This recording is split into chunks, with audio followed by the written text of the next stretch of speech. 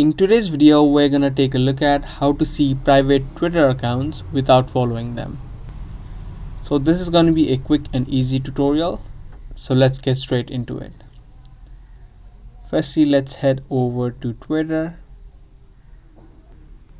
Now the only possible thing that you can do to be able to see the private account is you can really search their username.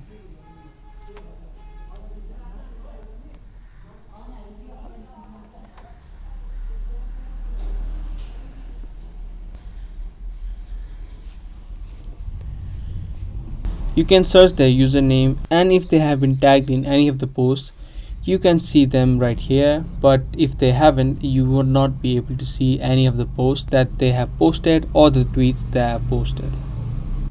Even if you open up their accounts, you can see none of the tweets they have made. So that's about it on how you can see private Twitter accounts without following them.